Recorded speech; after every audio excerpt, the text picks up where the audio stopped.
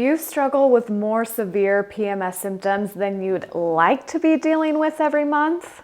Maybe symptoms greatly interfere with your quality of life or interfere with just your ability to perform basic functions and be productive throughout the day. Either way, I've been there. And while there is no magic wand that I can wave and make your PMS symptoms vanish, there are 3 supplements that I always have on hand because they can significantly reduce both those physical and mental symptoms.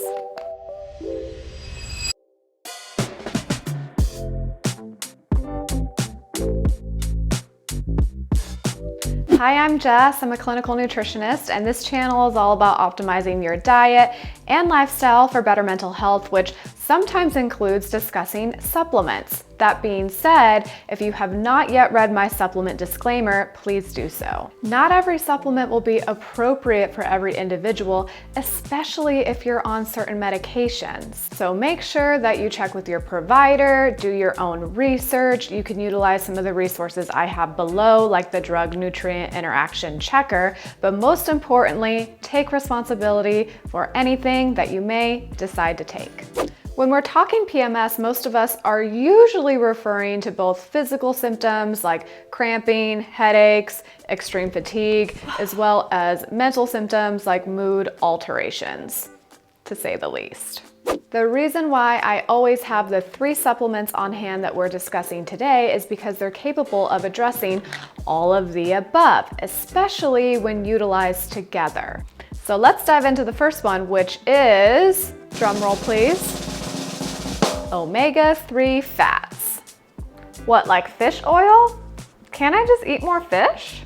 You can, but if you're cramping, you probably need to increase your omega dosing. So our omega intake is one of the strongest inflammatory or anti-inflammatory pathways we have in our body. And this is super important for your menstrual cycle because of the impact that omegas have on prostaglandins. Prostaglandins are hormone-like chemicals that play a role in many bodily functions, including menstruation. During your period, the lining of your uterus sheds, and prostaglandins help contract the muscles to expel this lining. However, you might be able to imagine that high levels of prostaglandins can cause cramping pain associated with your period, also known as dysmenorrhea. See, the body produces prostaglandins from 2 main types of essential fatty acids, our omega-3 fats and our omega-6 fats. Omega-6 fats tend to produce more inflammatory prostaglandins, while omega-3 fats produce less inflammatory prostaglandins, which is why studies have shown that increasing omega-3 intake can help reduce period cramping. So omega-3 fats are incredibly important for reducing those physical symptoms like cramping, but because of their overall anti-inflammatory effect, they're also very supportive of your mood as well. These fats reduce inflammation in the brain, and when we have inflammation in the brain, we're much more susceptible to mood disorders and symptoms. In addition to this, omega-3 fats also play a role in neurotransmitter synthesis, and if you want to know more about this, I have an entire video on omega-3 fats and depression. I'll leave a link below so you can check that out. So when it comes to taking omega-3 fats, if you don't eat a lot of fish and this is something that's new to you, you're likely going to need to build up your stores, and this can take several months.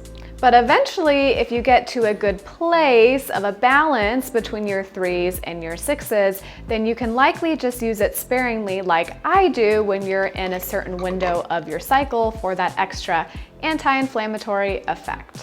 If you want to know my favorite brands of omegas, including this super potent one that if you do have cramping can really help because it also contains turmeric, another anti-inflammatory, as well as glutathione, an antioxidant, there is also a link to this one below. Fish oil is a blood thinner and therefore may increase bleeding risk if also taken with specific anticoagulant medications. All right, number 2, which I'm super excited to tell you about, is really gonna be for that PMS mood. Why are you flashing those lights at me? Because I'm about to talk about L-tryptophan, and this is not something that you can take if you're on common antidepressants like SSRIs. But if you're not, it can be super useful.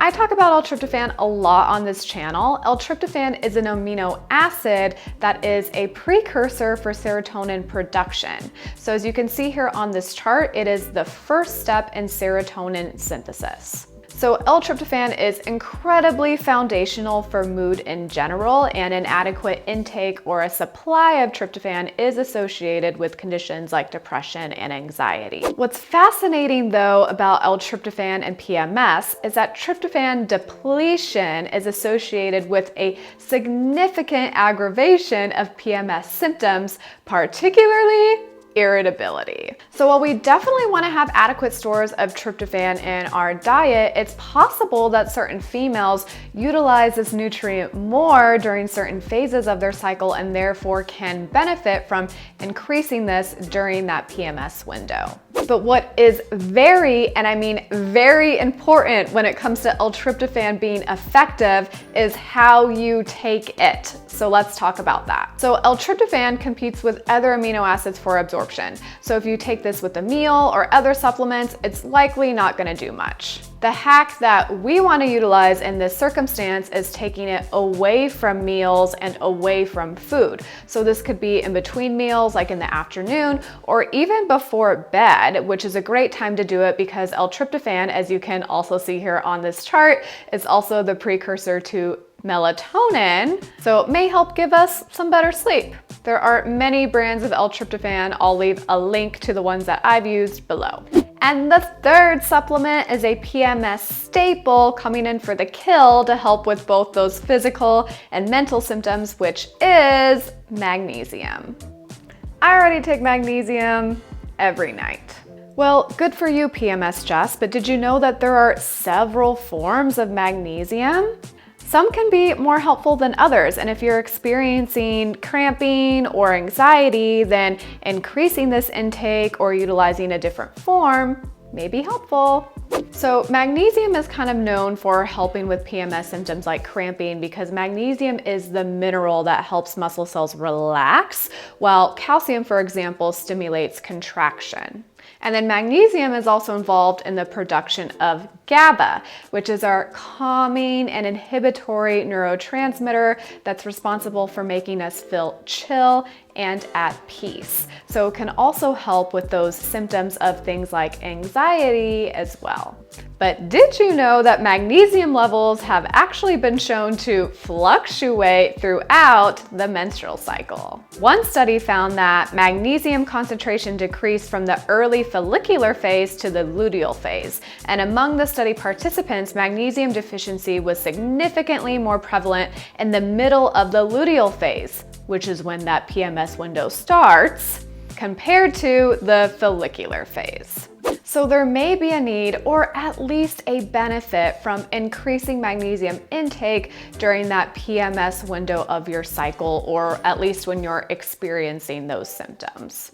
I take magnesium every single night for both muscle relaxation and bowel regularity, because that's another thing that it's known for. But if I'm experiencing more mood, anxiety related symptoms a few days before my period, I will actually take a different form that's more suited for this. An additional side note is if you're someone that experiences headaches or migraines that seem to be associated with your cycle, PMS, etc., it has been shown that taking magnesium alongside vitamin B6 can be very effective for this. I'm not going to get into the details of why in this video, but there are many formulations that have these two nutrients combined for this reason. So I will of course leave a link to one of those formulations below, in addition to some forms of the magnesiums that can be more helpful for mood-related symptoms like magnesium L-threonate and magnesium glycinate. But if you want to dive deeper on the different forms of magnesium and what each of them are good for, I have an entire video on this that you can go check out right up here. Don't forget to give the video a thumbs up, and hopefully I'll see you in the next one.